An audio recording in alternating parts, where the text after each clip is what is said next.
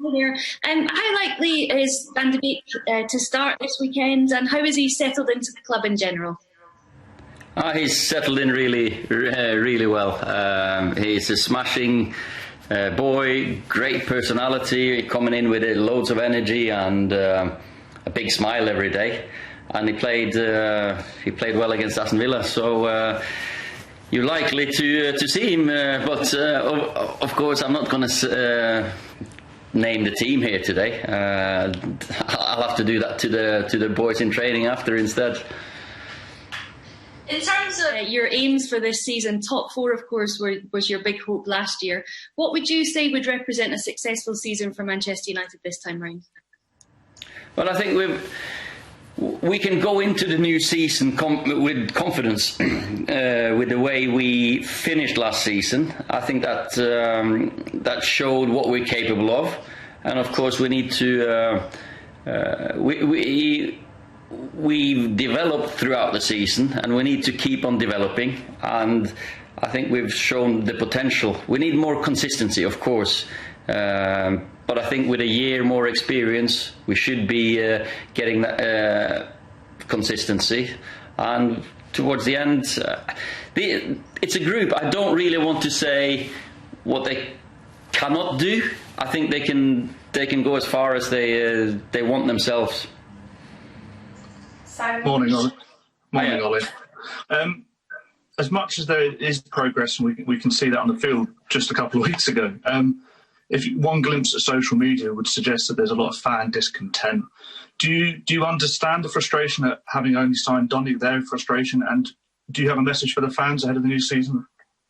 Well, I think, fans will always want the best possible team to watch, the best possible Man United team, and that's the passion we want. And of course, the history we've had, we can look back 10 years, 20 years, and of course you look back at the great players we've had. And for me, I think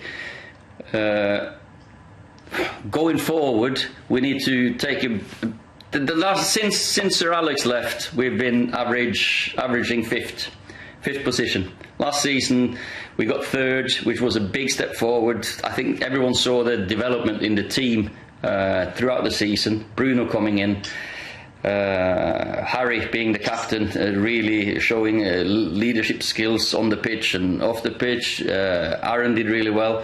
So of course we want to take a step forward. We want to develop, and we can go into the season with confidence. But we're always looking to give the group a boost, and we're working on it. You mentioned Harry there, and the captaincy. Obviously, he had a tough time a few weeks ago. How's his mindset? Do you think the appeal will be on the back of his mind? And did you ever consider taking the captaincy away from him? Well, the process will keep on going, and knowing Harry, he's a very strong character, so hopefully he can put that apart. But naturally, as a human being, it will be in the back of his mind what's happened this summer.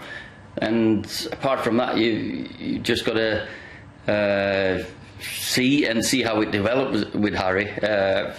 Personally, I think he will be able to focus on his football. But then again, who am I to? How can you? You can't predict how people will react. But so far, he's trained well. He's been focused. So hopefully that process will just go on. And of course, we know it's something that will go on in the legal department over there. James. Good morning, Ollie. Without making it Good morning. Without making it about player indiscretions, clearly Mason had a difficult time with England and things went on there. Have you had to speak to him about kind of his responsibilities and his kind of growth as a person as well as a football player? Yeah, of course I speak to Mason, and I've spoken to Mason. Of course, obviously what we speak about and discuss will be between the two of us. The kid had a fantastic season. He's just come through. I've worked, and the club have worked, and all the staff here. We worked really hard to when we gave Mason enough time on the pitch, when we gave him exposure in the media, then you come to the end of the season, and we've had less than 2 weeks off, and he's called up to the national team. I have to be honest enough to say I tried my best to give him a rest over the summer. That the club, we asked specifically that and we pointed out he should have had a rest. He needs it mentally and physically after that season he had. First thing that happens is he's called up, 2 is right there in the press. We've done whatever we can to protect him, and I will keep on helping him. I know that when he comes back into the daily routine of the club and what we do to him, he'll be fine. And in terms of transfer business, how confident are you about new faces coming in before October the 5th? And also, where are we at with Jadon Sancho? Because the club is obviously trying to make attempts to bring him over from Borussia Dortmund. Of course, we've done some business with Donny. I'm very happy, delighted to get him in. Exceptional, smashing lad, very good player that will give us something. You know, I can't say anything about other clubs' players out of respect for them. I can't speculate. But we understand that to get even further, 1, we need to develop what we have. 2, we're also looking to strengthen the team. Of course we are. And but let's just wait and see if we manage to bring anyone in. I've been in dialogue with the club, of course. We're always discussing, and hopefully, let's see if we can bring anyone in. Hi, Ollie. Can I just clarify with Mason? Is he part of the group now, and is he available for Saturday? Yeah, he's part of the group. Yeah, of course. How long should with his testing and the COVID protocols, he trained by himself for a little while. We had some tests done, and of course, as soon as it was possible, he's with us. He's a big part of his group, and this is where he feels at home. This is where he's call it not comfortable. We challenge him. We've got people looking after him. We've had a plan with him throughout the season, and I think it worked really well. And but he needed a rest. I look at the interview he did for the FA, the first national team game.